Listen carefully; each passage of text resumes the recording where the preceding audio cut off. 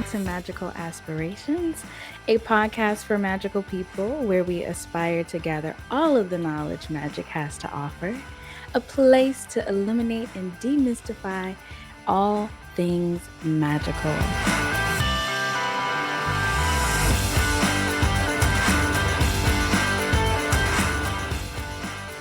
Hello, beautiful magical people. Welcome back to Magical Aspirations. It's Adreyauna, and of course, I have my lovely co-host, Miss Anna-Lisa here. Hello. And Reverend Raven is doing family things, so we're gonna be rocking this solo as a duo. Rocking this solo as a duo. Solo duo. I love it. And today we are diving into magical business witchery, and we have a phenomenal guest, the digital witch herself, Captolia. And she is just going to be just blessing us with all of her magic, her wisdom, her insight, and I cannot wait to get into this conversation. Yay! Me too. I'm psyched. Well, welcome. So why don't you open it up by telling us a little bit about what brought you into the digital witch? Yeah. So I've been like, I guess a witch. I don't think I would have called myself that in high school, but I was interested in, the occult or like witchiness, spirituality. I had an interest in it. I had never used tarot cards or anything like that, but I was just interested. I was always intrigued. I remember being like a little kid at the grocery store and reading about, like, they used to have these like little booklets about astrology, and it would be like Scorpio, this like little book. It'd be in like the line at the grocery store. I just became fascinated with being a Scorpio, which eventually led to a fascination in astrology. I think I was like 16 years old, and I was sleeping over my best friend's house, and I saw her birth chart like printed out, and it was on her wall like art, and I was like, what is that? I've never seen something like that before. She was like, oh, that's my birth chart. My mom made this for me when I was born. And I was like, what is a birth chart? I've never heard of anything like that. And I just became just so fascinated with it. And then I went to college, and my philosophy professor and dance teacher was just like, Captolia, like, I want to introduce you to this goddess, Hecate. Hecate, some people call her Hecate. She was like, I feel like she's like calling to you, and I want to introduce you. So she introduced me to Hecate practice and magic. And it was kind of just over from there. I was studying marketing in school. I went to grad school for digital marketing. I worked in like different marketing agencies and all these different organizations. And I was just like, it was in my agency life. I was like, I don't really want to be working with a freaking student loan company or like with government agencies or like, Fair. We had like an oven company. They're just like create ovens. And I was like, these are not my ideal client. This is not who I want to spend my time in my life around, having these conversations. Like, how do we get more 18-year-olds to take out these private loans? I was just like, this is so not in integrity with like my soul, my heart. So I quit my agency job, went freelance. I called myself the digital witch. I was kind of just being cheeky about it. And then I was like, wait, what am I doing? Everything is right here. Like, I'm literally a witch. Why don't I start working exclusively with witches and magical people, spiritual, holistic businesses? And once I just made that decision to like fully embrace my identity and not just have it be like a fun, quirky little tagline, that's when stuff really, really started to change. And then that became like the foundation of my business, is really like helping people unleash their most radically authentic expression and like really undo all that conditioning of like, you can't be this. Once you get to this age, you have to, drop all your magic. You have to stop, wearing all these colors. You have to cut your hair short. Like, no, you get to be your biggest magic throughout your whole life. like a Mm. walking, talking conduit of authentic magic. Ashe. Yeah. Wow. Oh my God. Okay, so there are so many things that we've got to talk about. But the thing that I think I'm the most obsessed with, so your website, thedigitalwitch.com. What a cool concept to think that like 30-ish years ago, the digital witch would have never been a thing. Like just because of the world we're Mm. living in now, I've really been on this like thought pattern of like magical evolution and like things changing but like kind of staying the same.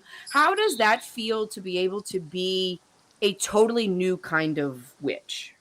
Yeah, it feels so exciting. Like sometimes I'll sit in a meeting with like my clients or in groups that I'm in, and it's so I'm just like, okay, someone is like, oh yeah, I received an omen in a dream last night that let me know that, this month is not the right time to launch my thing. And I'm like, yes, there's no one's doubting that. There's no questioning what this isn't real. It's like fully immersive Mm. magical experience in every part of my business and like business community. It's honestly wild. And it Mhm. feels like the future to me. It feels like the age of Aquarius. Every Mhm. every business is going to have an astrologer. Every business is going to have a spiritual consultation team. People are going to be consulting with their ancestors to make business decisions. And I think that's the Yes. future and how it should be. That's amazing. I'm so I here for stand by it. that. Absolutely stand by that. So, what are your magical aspirations? Yeah, I love that question. I love this question. I think for me, it's really like deepening into devotion and presence. Like I feel through the pandemic and through quarantine, myself and sure a lot of people can relate, like really went digital. Like I feel like my whole, Mm. essence, I gave so much priority to my digital life, and like Mm. I really want to like bring it back into earth and Mm. like really create a life that feels devotional from Mm. morning to night. Like Mhm. my biggest experience with this, I ended up living with a girl who we had been introduced through that teacher I mentioned earlier, Mhm. who also introduced my friend to Hecate. And Mm. my friend is also Greek, where Hecate's from. And we ended up living together randomly in the pandemic. We hadn't seen each other in like 10 years. It was super amazing. And our life was like, it was just so special. We'd wake up, have a coffee. Inside the coffee is probably some cute little herb. Then we go and we move to like the altar and we would have prayer. And then maybe we do a little work. She does her astrology readings. I go meet with a client. We come back, take a walk, go leave offerings at our Akate altars outside. Like, the whole day was just like so high magic. It was just Mm. so like Mhm. Mhm. intentional and devotional and ritualistic in a way that I feel like maybe humanity used to be. Like it's how I Mhm. imagine, Mhm. how life used to be. I totally agree with that. It's during this year, it's been like the first year where I felt like you were describing. I wake up, I have my ritual, I go about my day, I'm still doing my ritual. It's shifting throughout whatever my needs are for that day, but I don't feel like I necessarily have to go to a specific altar or go to some type of group or class to get that spiritual thing. I don't know what word I'm looking for, because each day feels like its own mad like magical practice, I guess, for lack of better words. Mm. Yes, I Um, love that. yeah, so that's a good aspiration. Yeah, and there's so many things. Like I think one of the other biggest things is I really, really want to develop my mediumship abilities. Mhm. Mm. Um, a few years before my grandma died, she was, totally in right mind. She wasn't losing it or anything. Like, totally in her right mind. She like pulled me over and was like, no one will believe me but you. I have to tell you this. Don't tell your family. And now I'm telling everybody it's fine. I got permission. She doesn't care. She was just like, Captolia, like I saw my best friend, Captolia. I saw her head appear on my lampshade, and she was talking to me. It's like her figure, her face. She's like, I could see her completely, and she was talking to me. And she was like, no one believes me, but I think like spirits are coming to me almost to like tell me, it's almost like she was feeling the veil thin or something. And that she was more accessible to spirit activity. Mm-hmm. And I completely believed her because she's the most, she's not witchy. She was not like woo woo in any way. She was like genuinely freaked out. My best friend just came and talked to me. And I so believed it. And then I started to experience friends in my life passing. And every time I have a friend pass, I have a dream of me with them in a white room. And I'm like, hey, I thought you were dead. And they were like, I am dead, but you can still talk to me. This doesn't mean you can't talk to me. I'm always going to be here and you can find me here. I've been practicing, in my waking life, but also through dream, because I think the dream realm is like such a potent place to do magic. Very. I've been practicing mediumship, seeing mediums myself, really, really powerful mediums it's been kind of freaky to like have people call some of my family members that they would never have known by name. I don't know. So mediumship is something I really, really, really want to practice as well, because it feels like a skill and a magical practice that is so healing to people. So powerful to know that like your family members are always around you. And from what I've been taught, it's not, these gifted special people that can be mediums. It's everyone can communicate with your ancestors, communicate with spirits. Everyone has the ability. Just have to kind of practice getting there and like opening the door to them if you want to. It's also uncomfortable. It's never going to not be uncomfortable to be like, oh, there's a dead person in my room. True. It's so true. I think about that often, that like I'll be like bopping about my house by myself, like truthfully just being kind of weird, being like, thank God no one can see me. And then I'm like, oh crap. Like everyone can actually see me, because they're all right there watching. Right. Oh, what a cool thing to take all those big nudges from the universe. I have to second that. That is something that I am working on studying as well, because I keep getting these little like sprinkles of like, do it, try it. It's so easy. Yeah, it really is. Once you get into it, it's like riding a bike. Practicing. There's not going to be like this moment where you're like, my skills are perfect. So if you're looking for that, don't. But just, it's like anything else. It's just muscle memory, Like we were talking with my godchild this morning about like typing, and that is something that I can do so readily and easily. And we were also kind of noting on how it's just so fascinating that in our lifetime this has like come and changed into a whole like, don't you remember like watching TV as a kid and like touch screens being like the thing of the future, and like that's just everyday life now. Yeah, I remember like very vivid memories of like going to McDonald's, and like back in the day when McDonald's had these weird touchscreen play things. I know. You could like color. You were like a kid's thing. It's like a digital coloring book. That was the future. That is, I believe that all of this digital stuff, all of that, like that is magic. And I think people who don't think that, they just have refused to see the magic in the world, like it's such we've witnessed such a rush of it. Like, how can you not? Like, that's fucking magic, dude. Oh my gosh, for real.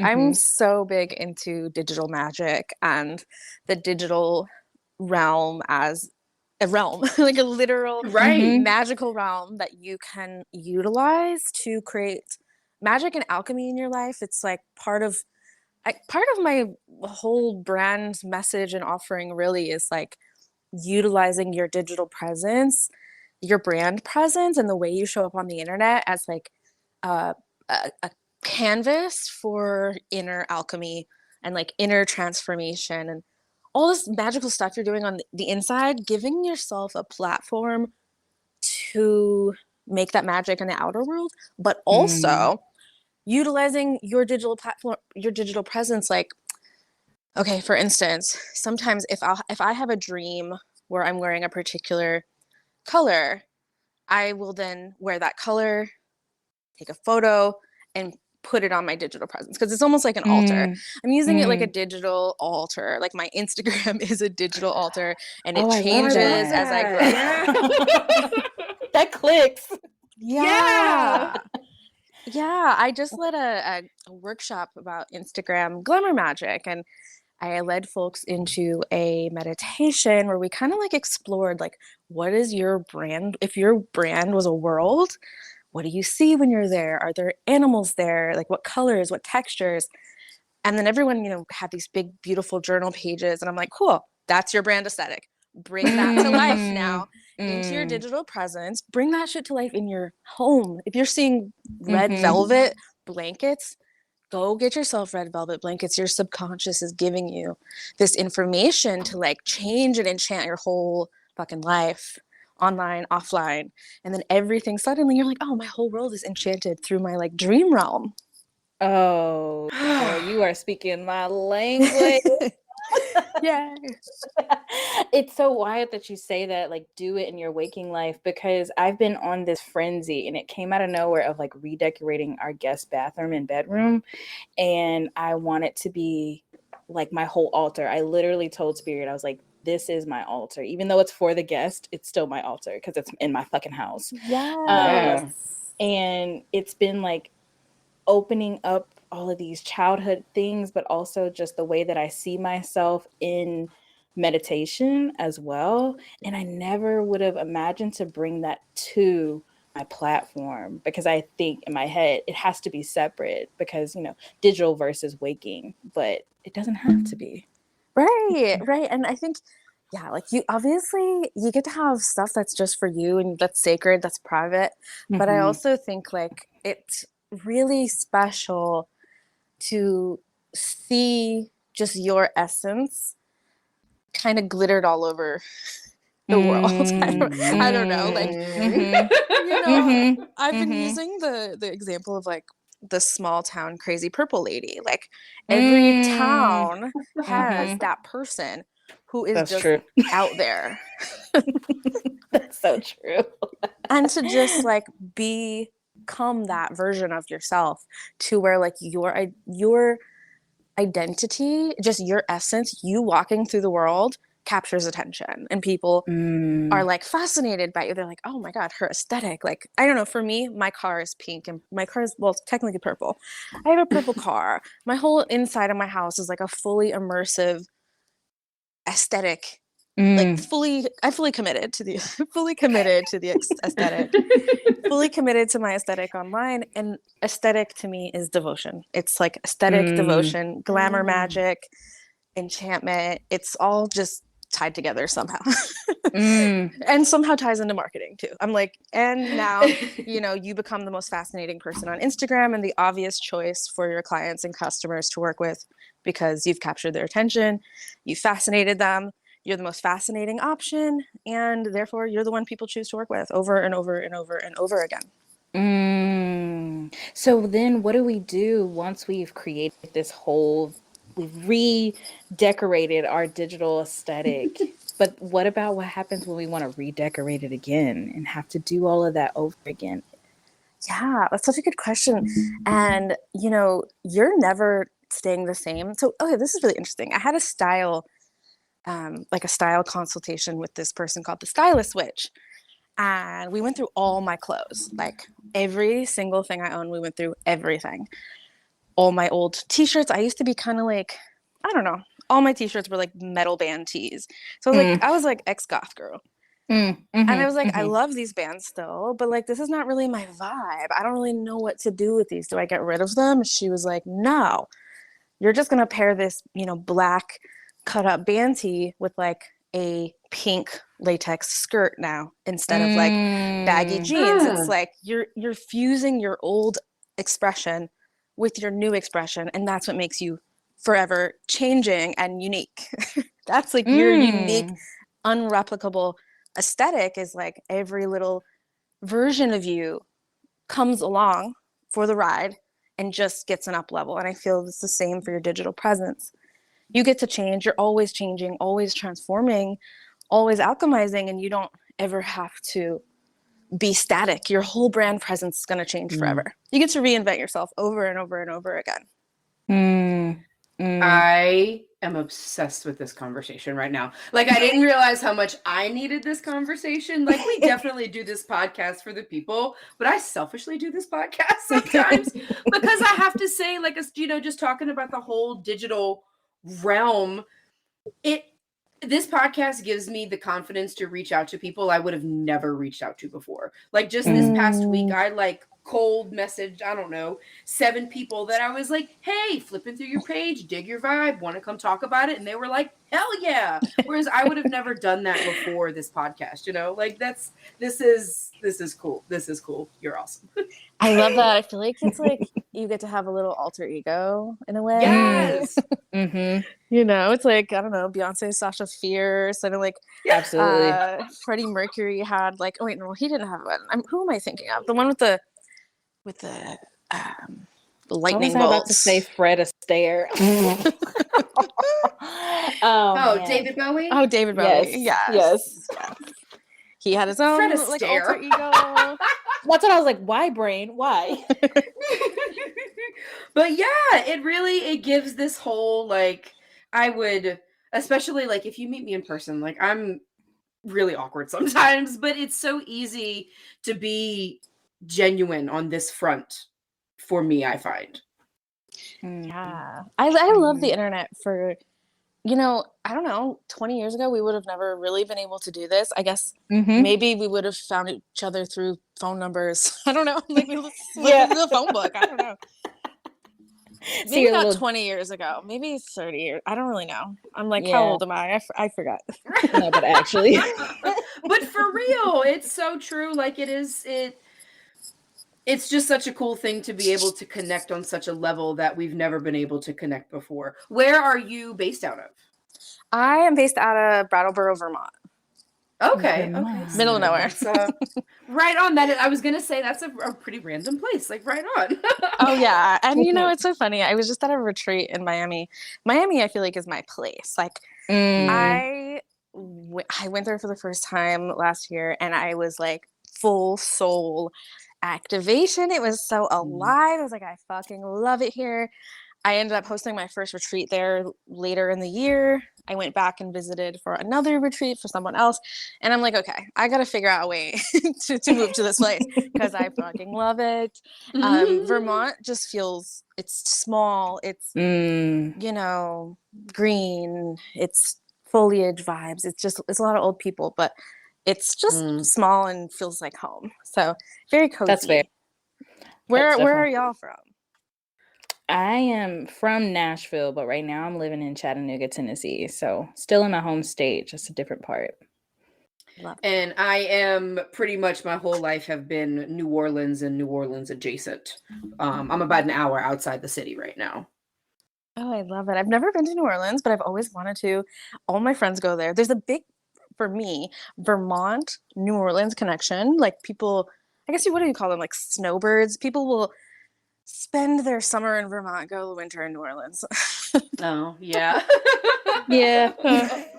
Makes sense. It gets cold here sometimes, though. The humidity gets in your bones. I'm an old lady at heart, so I'd probably love Vermont. Oh my gosh. Yeah, you probably would. I mean, it's just cute vibes. You want to just come look at leaves, this is the place to go. Yeah. The leaf peepers. There's like just Yes. buses and buses of old people come to just check out the leaves. Leaf I love peepers. I that for them. love it. I love it. Have you ever thought about doing your astrocartography chart on Miami? Yeah, it is such a good place for me. Ah, I love that. Yeah, Miami was a great place for me. Honestly, where I am too is not actually too bad astrocartography wise. What Mm. was not good for me was moving to New Mexico, which I did on a whim Mm. and lived there for 2 years. It was just so interesting. Like I started my Saturn return just, 2,000 miles away from home. And Mm. it was a wild experience. I really feel like the desert is a place that you come. I don't know, you just even think of like archetypally like the desert people. I don't know, I'm thinking like cowboys and shit, like Wild West vibes. Mm. People go to Mhm. like run away from their lives or like to escape something and Mm. go out into the expanse. And I think the Mm. thing I didn't realize about like the archetypal expanse is like there's no hiding. Like, Mm. there's no trees. And like where I was, there wasn't this winter that was all consuming either, that people then went and like Mm. hid in their homes and like Yeah. really got internal. It was so exposed. So anything I was hiding from or like trying to escape from my life was actually just amplified in the desert. It was kind of extreme. I had to go and spend my Saturn return just like, okay, I actually came here to face the traumas, to Mm. face the ancestral traumas, to face my own, all of these patterns or things I had to heal. Instead of hiding, I had to go meet and be fully exposed in all of that. And that's where my business was born. And I'm going back and I'm going back Mm. there for the first time in like 5 years to host a retreat next June. I'm so excited. Wow. It's so That's interesting. actually the next thing I was going to ask about was, will you tell us about your upcoming retreats? Yeah. So my next retreat is like it's a retreat and mastermind experience. So it's 4 months. It's called the Identity Alchemy Immersion and Retreat. So for 4 months, basically what we'll be doing is undoing all that old conditioning of like who you have to be, your old Mm. storylines, your old identities, like the masks you've put on to please the world, to maybe please your family, the identities you've had to become to survive in the world, and to kind of like remove all those like masks of inauthenticity and really like reclaim who you actually genuinely are. Who are you really? Who do you really want Mm. to be? What do you really want to do? For 4 months, we're going to be doing all of that work, and then it will culminate with a retreat in Santa Fe where you'll get a full, like, branded, super high level photo shoot to kind of like Mm. leave physical proof of the Mm. alchemy that just happened. You'll get to Oh, embody wow. that new Mhm. essence, fully like immerse yourself in a new energy, like align with that frequency and just become that. From that moment, you're like, cool, I'm officially them. I'm officially this person. Mm. Um, and just yeah, I full identity alchemy. I fucking love that.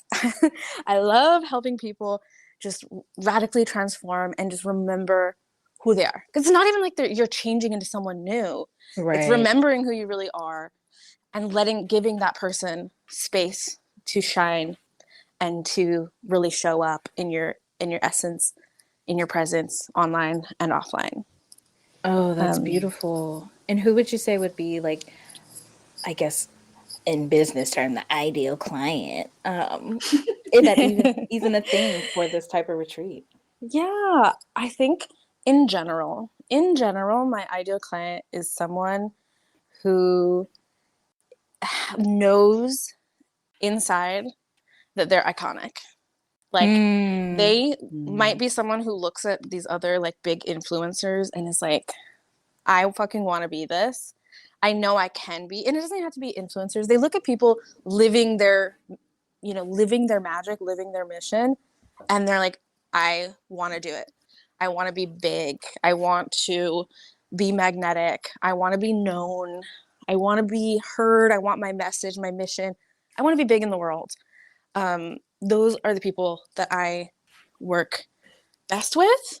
And yeah, people who aren't afraid, people who aren't afraid, and maybe they are afraid, but they're ready to release some of that fear and move into the unknown to be their biggest selves.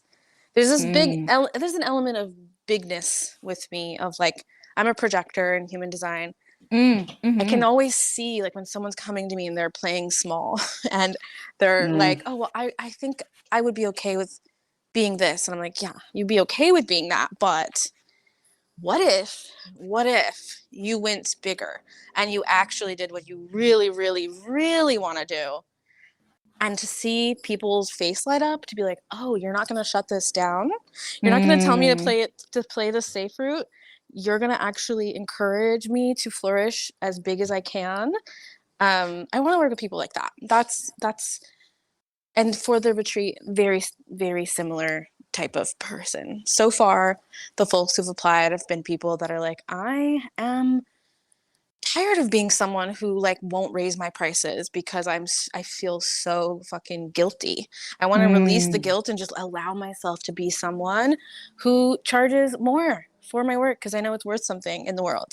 Like, how do I become that kind of person? Or how do I become the kind of person who isn't just following what other people do? I want to be the leader. I want to start leading spaces. I want to start doing all these things. So it's just an act of becoming. Who do you want to become? Let's become it. Most of my clients are just incredible, like, I don't know, like, I'm not going to say left leaning. They're just very, but kind of incredible, magical, often queer folks, often like black sheep of the family kind of folks who maybe don't fit into traditional marketing, branding, business, coaching spaces. Yeah, just like, I like to work with strange, magical, iconic people. Right on. That was very long-winded. So It almost sounded like a No, love letter to them. So that was perfect. it really, really did. Like, my God, you are literally just, it sounds like the ultimate hype woman. Like, you do you, do what you want. Like, how, God, what a cool path to have. Yes, I love that, because part of what I teach in marketing to all my clients and students, I'm like, yo, I'm here to cheerlead you, but, like, you have to become your own biggest cheerleader. Like, you have to start speaking your name in every room. You have to start talking about yourself and set the tone for the world, for everyone else to start talking about yourself. Like, you have to become that hype woman, hype person for yourself. I'm here to help. I'm here to hype you up too, but you have to become that for yourself. And then it's like the world kind of recalibrates around that energy, and suddenly everyone else is cheerleading you too. You have to do it first, you know? Oh yeah, man. What a journey. It's hard. It's so hard for people. I didn't expect actually to work with so many folks who have such a hard time being proud of themselves, or like talking about themselves, like really like hyping themselves up, because there's this whole just conditioning of like, well, if I'm too big, I'm going to be making other people small, or I don't even know what it is, but really working through that with folks to be like, no, you get to be big, babes. You get to be big. has been just huge. So when you are running your witchy, magical, lovely, phenomenal cheerleading business, how do you take care of yourself? How do I take care of myself? That is such a good question. And honestly, I need to take care of myself more. Okay, that's fair. I like to take care of myself through like treating my inner child and my inner teen to the things that like I didn't ever get when I was a kid. So last year was like my first big year in business. And I like just bought myself just really cute 80s lacquer furniture. Like I was like, I want to Yes. have a space that just feels like me. So my self-care, it's not just buying myself things, but it's creating that space that feels like me and giving myself Mm, lots of time to just like be. I even think my self-care pours into like the way I structure my business of like I put it very clearly in my like client agreements. Like sometimes I might have to reschedule calls. Like mm, sometimes things will have to be moved. Sometimes things will be have to be shifted. And just to kind of create a business environment that feels like there's more of a flow than what capitalism tells mm. you is the reality of like if you can't make a call also for my clients, I'm like, you don't have to fucking say sorry or ask me. Like you are the sovereign of your life and I don't Yeah. own your time and you don't own mine. So let's like Mm. treat each other with softness. Mhm. um has kind of been a big way of self-care too, of like letting myself just be my weird neurodivergent self and trying to create an environment in my home, in my relationships, in my business connections, my business relationships that is actually fitting for me so that I don't have to go do like that wellness type of self-care because I'm so burnt out. It's like Mm. I'm just creating the world that is softer in Yes. general. Ooh, ooh, you hit on so many important themes in there, and it's like reflecting back on why we're doing the work that we do to radicalize this fucking system that we were all born into and turn it into something that works for us instead of just consistently like repeating these harmful practices. We spend buckets of money on these coaches if we can, Mhm. and then Right. we walk away 3 months later like, fuck this shit, I don't want to do any of that, Right. because it's just not as sustainable as it probably could be for people Mm-hmm. who are different, who are born outside of whatever the norm is. Mm-hmm. Well, Completely. I see this so much with folks in my world.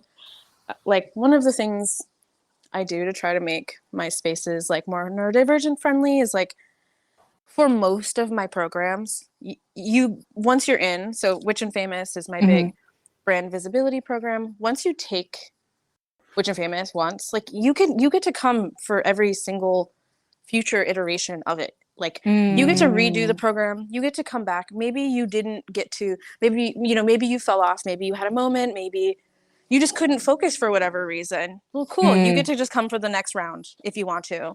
Everything's just forever accessible, forever available. So people can just live their life and not feel stressed and be like, I have to come to this thing right now. And if you didn't make it for whatever life reason came up, you just lost out on what, 1,000, 2,000. I've done right. programs where they're like, it's in a Facebook group. You have to join live.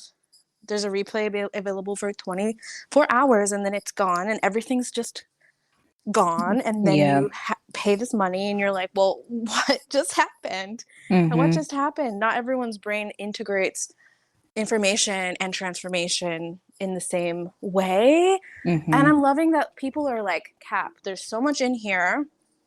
I'm watching this program a year from the first time I took it, and I'm Mm-hmm. learning a new thing every time. I'm taking like Mhm. one new little Mm-hmm. piece. And that is so magical to me. Mm-hmm. And that creates more sustainability than like quick money. And like, then the program's over and that's all you get. Mm-hmm. Mm-hmm. I'm so glad you said that. I have done those group coaching programs and I've ran one. And I think that piece you just named around letting the content live forever is one of the things that made me feel so stuck when I was running them. I'm like, I want people to have all of this for whatever, whenever they want to access it, but I just don't know how to make that all happen. But It's a that challenge. I've it totally done the is, not live forever ones as well, and not everything of mine is like that. yeah, Not everything. So I'm thinking more of like my really big like yeah, you need a year to integrate the information. Mm-hmm. Like, it's always there for you. It's always fucking there. Yeah, I don't know. I mean, there's no right way. It's like what's right for your clients, your community, and for you as well. Like, if your well-being True. works for what you're doing, that's what's important to me. Juicy. So what do you have? I know you just did your glamour magic. Do you have any other smaller classes that are coming up? Yeah, I do. I'm going to be bringing back my mastermind group, which is like a 8 to 10 month program for 13 people. It's called Witchfluencer. I'll be bringing that back in the next couple of months. And I'm going to be just doing a bunch of smaller stuff. I was totally addicted to launching last year.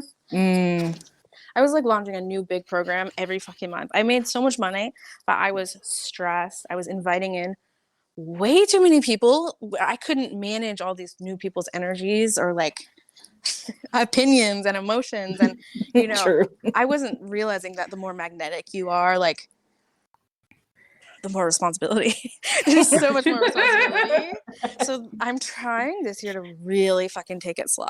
Like, my signature programs and some fun workshops, and to just like experiment with slowness. So my mastermind will come back. I'll have some smaller workshops, my retreats, and then in the springtime, Witch and Famous is coming back, and that is like my big program. I feel like it's almost like a homecoming in a way. The internet, like witchy internet homecoming. It's like I really see it being like a portal for, I don't even know what to say. I don't even know how to call it, but it's like, if you want to be iconic on the internet and you want to be a part of a community of icons, but you want to be big, this is it. Like, I've had folk come through Witch and Famous, go from 700 followers to fucking 250,000 followers, like become just huge on the internet. Or even folks who didn't grow huge in followers, just like that was their portal to like becoming their most authentically magnetic self online and like creating their community. I always say it's like people come to me to have the experience of like calibrating to what an engaged online community can look like and like business community can look like, and then they go off and they fucking create that themselves in their own way, in their own worlds. And like, the point is never to just be with me forever. It's I want you to come get activated and then go make your magic happen in the world. Go create what you want to exist. Go create the thing you just experienced, but maybe bigger. You know, I love it when my clients outgrow me. I'm like, yes, go be bigger and go be big out in the world and make the shit happen. That's yeah. And what are the dates on that again? I'm selfishly asking that. Oh my gosh. Yes. It's going to come back, I believe, in March or April. I work with an astrologer, Kenny the astrologer. I want to say their name. I work with Kenny the astrologer. They help me elect dates, the right dates, to launch things. And just the best auspicious time. So my retreat is going to be happening in June 23rd. And that was a date that Kenny was like, okay, you're going to get this like very sweet Cancerian, like spiritual, but like loving, kind of like 3 of Cups energy, like very sweet summer under the sun. I don't know. The way they described it was so sweet. And I was like, yes, that's the date. Yes. That is the date. And there were some dates that they were like, no, don't do it here. It's going to be a disaster. And also don't launch on these dates because you're going to be inviting in an audience of enemies. There's so much to learn from astrology. But yeah, that I wanted to mention that because I feel like that's another part of weird magical business has been like really trusting in my advisors, trusting in the stars to when they say, this is going to be terrible for you. Yes. Don't fucking do it. Yes. Don't do it. Oh, Yeah, I and I love also that. Mhm. do one-on-ones at any time, just one-on-one solo session calls, and I have VIP days at my office in Brattleboro, Vermont. So folks can come to a half day with me in person and just like plan your whole brand makeover, whole brand explosion, um, your brand strategy, your visibility strategy, your launch strategy, and just like take off. Amazing. I love this. Do you have plans for expansion? You know, I do. I do. This year was a year of taking it back. Like I Mhm, really went slower and was not interested in like expansion and scaling. mhm, Um yeah, I had just a really wild year earlier this year, and I was like, okay, I need to fucking slow down and like put a structure in place to manage and to be able to actually hold people properly mm, and to bring people into my space in a way that's helpful and not harmful and all of these things. So I've been working on creating the structures for growth. Some of that means like bringing in a person for care. For example, well, I'm white and I have a lot of BIPOC students, mm, and I realized like just me in a space with potentially 90 to 100 students sometimes, not often, but in my big mhm, calls, mhm, I don't have the capacity to be teaching in class in a call, but also be making sure that no one is being hurt or harmed in the mm, chat section. Mm. mm, My mhm, sibling is a mixed race queer person, so I had them on calls last year with me. But I also realized, hey, that's not as equitable because you're my fucking sibling. So obviously, fair. you're going to be Mhm. looking out for me more. I mean, not more, but you're going to, it's not as Yeah. equal. So part of this is like looking to hire someone to come in to always have the BIPOC people in my spaces back. Like there's always someone kind of looking out for you and like holding you in space. And Mm, I've just been in a lot of spaces, looked around and been like, this is not what I want for the folks who enter my world. yeah. So my strategy hasn't just been around growth, but how do I like actually make a community that is healing and not Mhm, harmful, which can intentionally or unintentionally happen just by being engaged with lots of different people, lots of true. different backgrounds, lots of different traumas and histories and all of the things. So that didn't answer your question, but the answer now is yes, I do plan to expand. Like I really want to start working on automation so where I'm not having to be on my phone all the time. Because like right now I'm doing Mm, everything. All my marketing is me. Every email answered is me. Like mm, it's all me. And I would love to have like start running ads, mhm, having a fucking funnel to where people are just finding me mhm, mhm. more easily without me having to be there as Mm. much. Yeah. Yeah. Well, you definitely did answer. I believe expansion is whatever you feel is expansion. So you going back to build the foundation is fucking expansion, which is huge and very responsible for sure, especially in this space, which has no true guidelines or rules or board to report to, you know. Mm. So we appreciate you as a community. Yeah. And then there was something else I had, but I lost my train of thought. Okay, cool. Thanks. Cool. Well, I do have. So I was, like I said, creeping on your Instagram pretty Mm-hmm. hard over the last few days. You recently posted a post that you posted. Wow. About 2 years ago that said, "I'm so much more than a brand. My work changes lives. It's alchemy." What I'm curious of what your perspective when you wrote that 2 years ago was compared to how things have evolved and changed now. Oh my gosh, that's such a good question. So 2 years ago, I had just launched my first big launch. and my first Witch and Famous launch. And I was Hmm. seeing people suddenly who had really felt like they had to hide take up lots of space on the internet and become bigger, bolder expressions of themselves.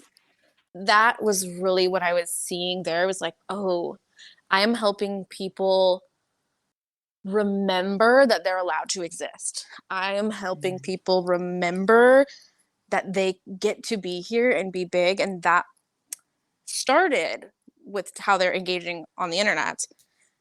But then, you know, fused into the way they show up in their relationships.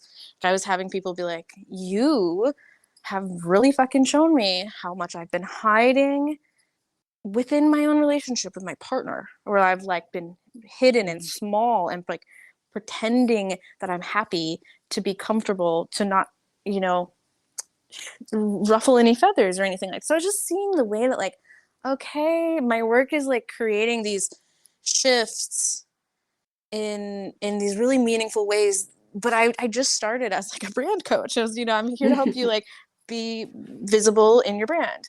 Now that alchemy piece and the life-changing piece, I'm like, I I don't want to like I'm doing it myself. I'm like I'm trying to humble myself right now, but I've been a conduit for like just fucking huge transformation for folks.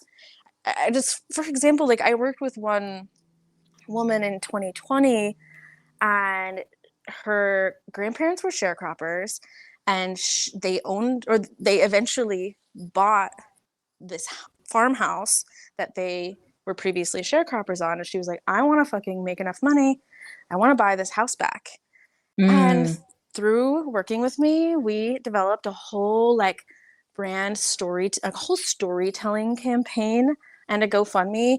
And she raised like fucking $200,000 Oh my in God. like a week. It was Oh, wow. ridiculous. Like I was just like, something is like happening where I'm like, I can see like exactly what pieces of the story to tell, or exactly what pieces of your identity to bring to life, to like create really oftentimes dramatic shifts in your material reality, as well as Mm. like your inner world. Whether that's, yeah, you're calling in big money, or you are calling in big followers, or you're just like creating your own little thriving micro community on Mm. the internet. It's like these big inner shifts are crystallizing in people's lives in material ways that are, it's just incredible to watch. That I feel like, okay, I was thinking of a Beyonce song, I Was Here. I was fucking makes me cry. And I'm like, I really feel that same way. We're Mm. undeniable, whether I show up in the world and you're triggered by my personality or whatever, I've really made an impact. Like, I know that my work has created ripples throughout Instagram and throughout my community, where folks who I just really have helped people totally radically transform their life stories in a lot of ways. And again, it's just me activating their magic. It's not me really doing a lot, but being like, yeah, this is the magic I see in you. Like, let it be big. And they go do the work and make it happen. Mm. I love that question though. And I think I just keep getting bigger with it. When I imagine myself someday, like, I don't know, kooky, gaudy 60-year-old woman covered in like rhinestones and like, you know, purple and big hair, like, I would like to have a space where people come and really, it's the same, just the same. I wanted to just go bigger with it Mhm. and really help people create their dream and become their dream self, um, and just get that permission slip.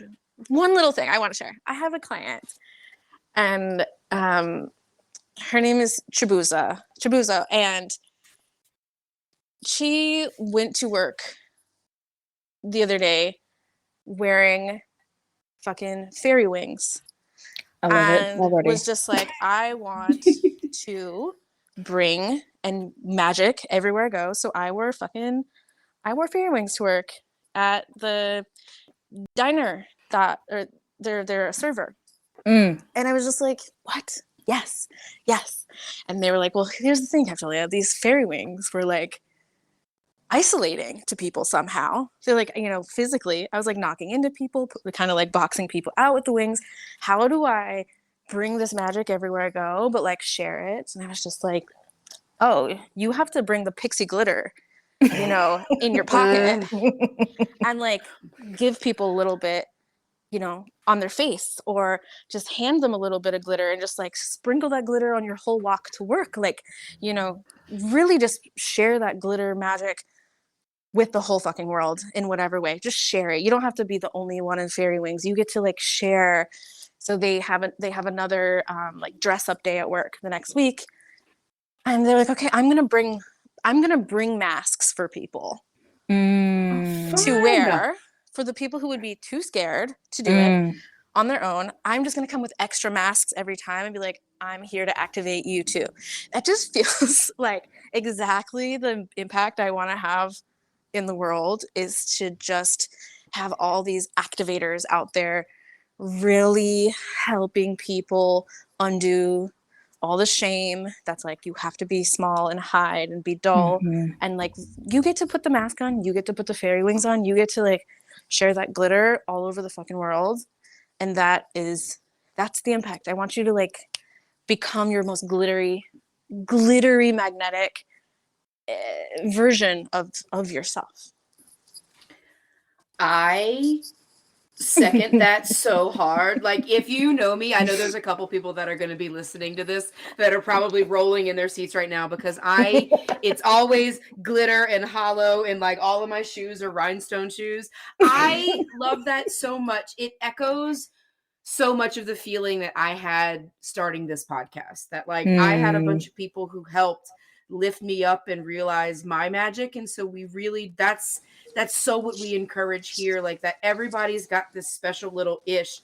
And that leads me to what's probably going to be, I guess, coming up on our last question. Mhm. Define alchemy just for the people. I know most of our listeners probably have a general idea of what alchemy is, but I'm just fascinated to get your take on it.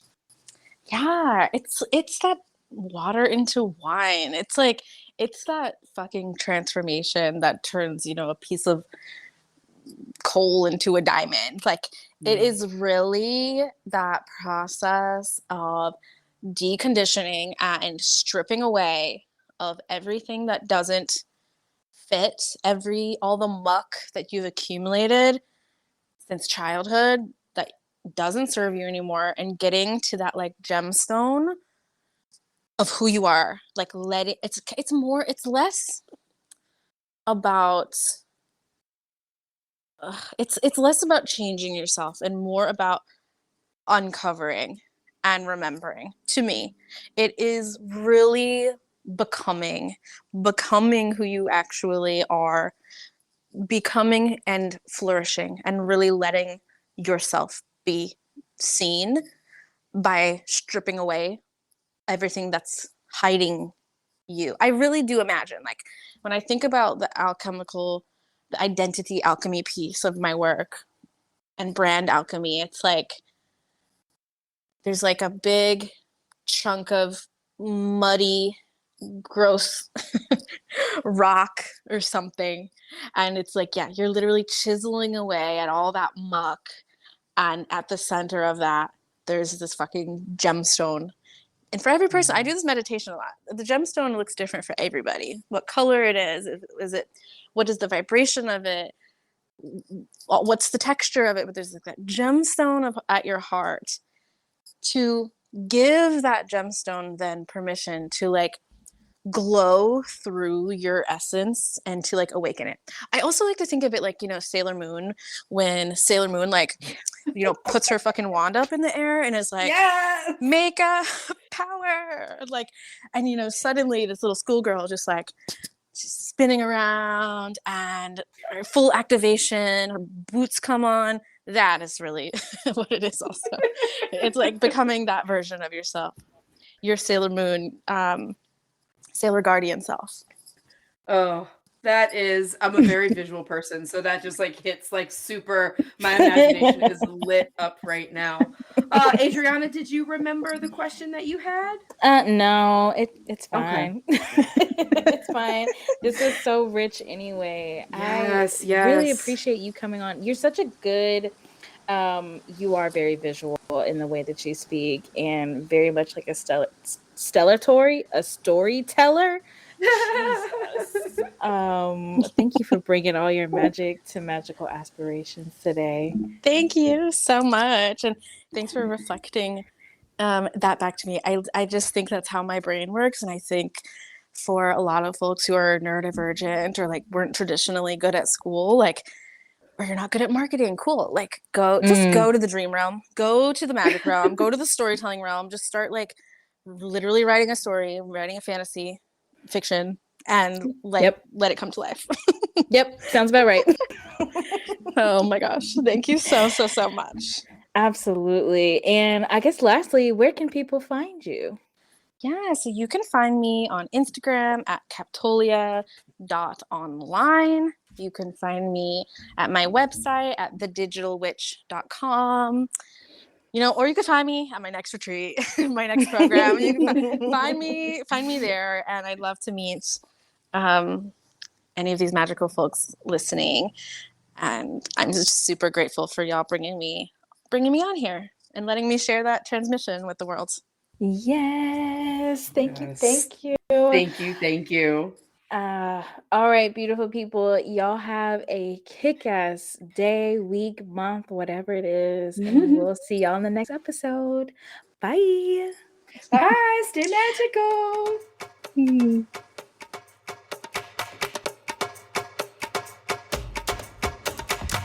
Thank you for tuning in to this week's episode of Magical Aspirations. Be sure to like and follow us on Facebook and Instagram at Magical Aspirations to keep up with the latest and the greatest from Anna-Lisa, Adreyauna, and Reverend Raven, and to join in on the Magical Aspirations conversations. Come check out our website, magicalaspirations.com, to find bonuses from our guests, our Magical Aspirations blog, and to reach out to our magical hosts with questions, comments, reviews, or ideas for future episodes. We are so grateful for each and every one of you listening. Thank you again, and as always, stay true to your magic.